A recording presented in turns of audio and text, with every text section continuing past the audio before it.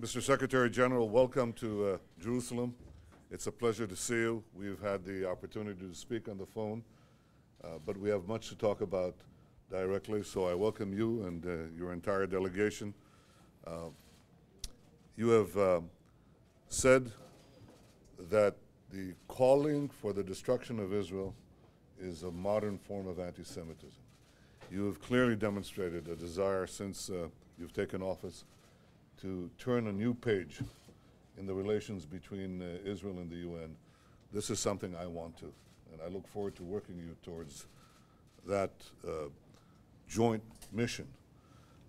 There is no question that we've had a troubled relationship with the UN. I think it has an absurd obsession with Israel, flagrantly discriminatory tactics. You don't have to be the Israeli Prime Minister to understand that.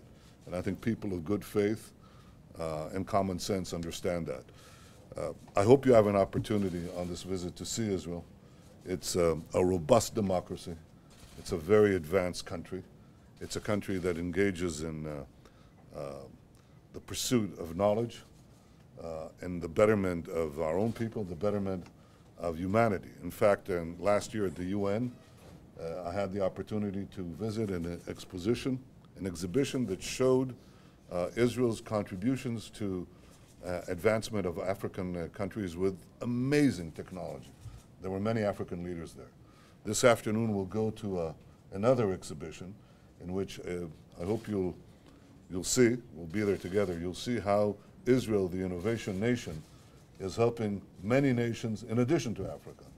And I think this is exactly the mandate of the UN. The mandate of the UN was to advance peace and security and international cooperation, and this is something that we seek to do, but I think objectively we can say that the UN has failed when it comes to Israel to live up to this mandate. The UN is mandated to preserve world heritage, but UNESCO, a world body, time and again, makes a mockery of that heritage,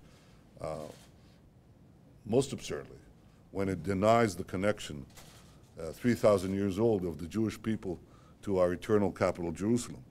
The UN is mandated to pursue peace, but it allows Palestinian hate speech to flourish in its institutions.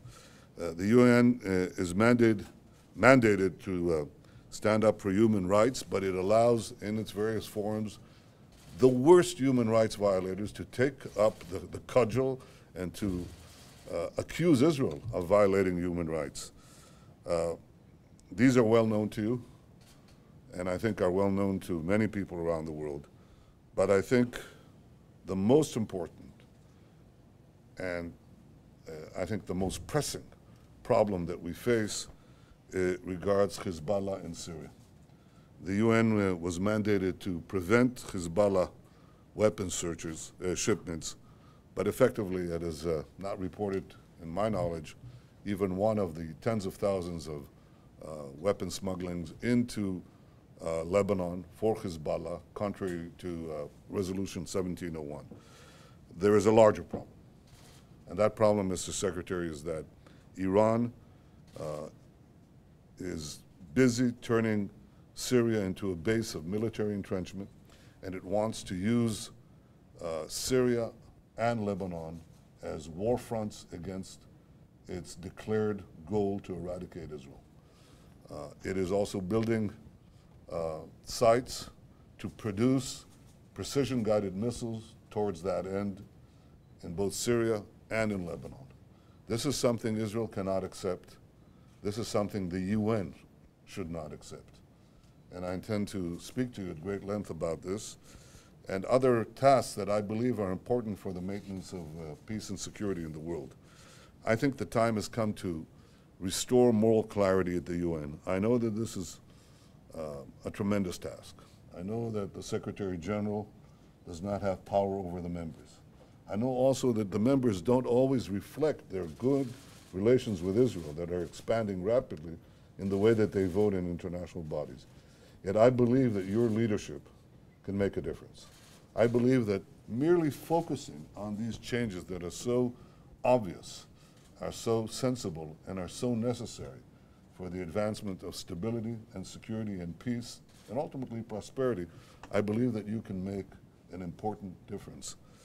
And it's in that spirit that I look forward to working together with you on this visit and beyond to advance the noble ideals on which the UN was founded and that the people of the world so justly deserve.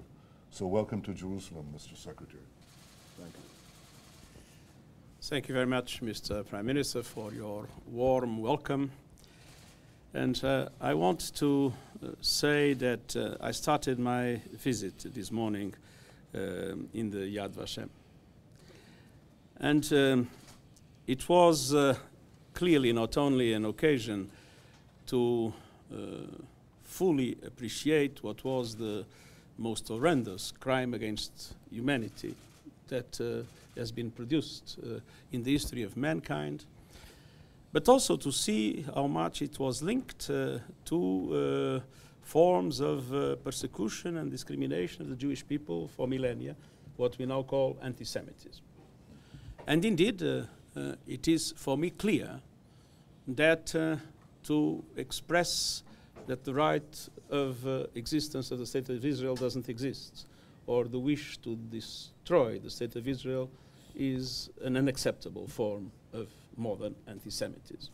And you can be absolutely sure that as Secretary General of the United Nations, I am totally committed to be, in this regard, adamant. The right of existence of the State of Israel is clear, and the right of existence in security of the State of existence is clear. As you mentioned, Mr. Prime Minister, member states are sovereign states. Member states define their positions based on their interests, their values, their convictions. As Secretary General of the United Nations, I believe it's my duty to be simultaneously an honest broker and a messenger for peace.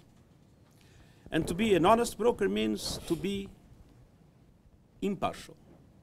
To be an honest broker means that all countries must be treated equally, both by the Secretary General and the Secretariat that the Secretary General directs. And this is, for me, very clear, and you can be sure that these values will be upheld. But I always feel that it is my duty as Secretary General to be a messenger for peace. I had the privilege in past capacities as Prime Minister of Portugal and as President of an international organization, political organization, to witness very important moments in the negotiations between Israelis and Palestinians. And I recall one meeting long ago during the government of Ariel Sharon, in which Deputy Prime Minister Shimon Peres and Yasser Arafat met in my office as Prime Minister of Portugal secretly. I think now we can reveal these secrets because time has passed, for 4 hours, and they took me in confidence, and I could witness at the same time the commitment for peace and the difficulties of that commitment. And I have to say in total candor that I've always had a dream that one day I would be able to see in the Holy Land, and the Holy Land in which Jerusalem is clearly a city linked, deeply linked to 3 religions, and that cannot be denied. I dream that I will have the chance to see in the Holy Land 2 states able to live together in mutual recognition, but also in peace and security.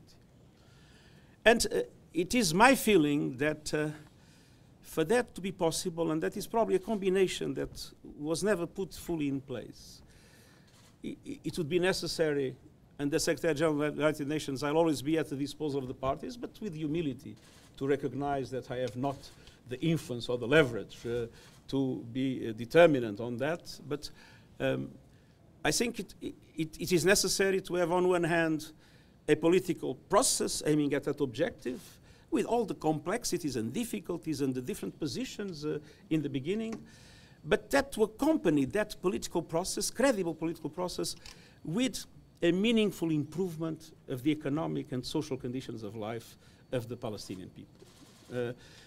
To create a dividend for peace, to make people believe that peace is worth. And this is very much linked to some of the comments you made. It is true that I have, in the past capacity and in what I today express as Secretary General,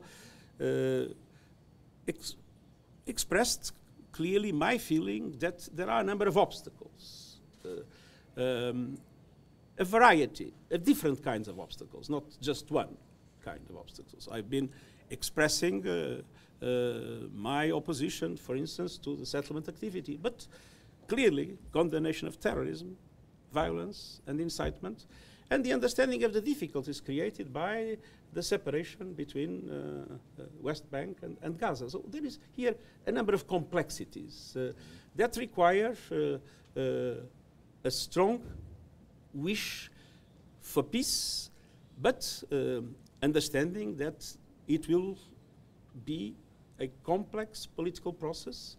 And once again, my feeling that it would be good in parallel to that political process to have a dividend for peace, in which, of course, Israel has achieved in its economic development extraordinary results, but in which the Palestinian people could also be able to live better in the economic and social dimensions. And I want to express to you my enormous admiration for the achievements of Israel in innovation, the achievements of Israel in technology, and how important it is in this period of climate change and desertification, especially the cooperation that Israel can provide to different countries in the world, in which drought is condemning more and more populations to despair and forcing many people to flee. I think Israeli technology and Israeli cooperation can give an extremely important impulse in our capacity to resist to climate change and in our capacity to realize our sustainable development goals, especially in some of the most vulnerable areas of the world, and namely in Africa. And I've accompanied your effort in this regard, and I want to say how much we consider that this is an extremely important dimension. Finally, Mr. Prime Minister, you mentioned it. I want to say that and in a letter to the Security Council that I recently wrote, this is clearly expressed. I will do everything in my capacity to make sure that UNIFIL fully meets its mandate. And I understand the security concerns of Israel, and I repeat that the idea or the intention or the will to destroy the state of Israel is something totally unacceptable from my perspective. Thank you. Thank you. Thank you, Mr. Secretary. Thank you.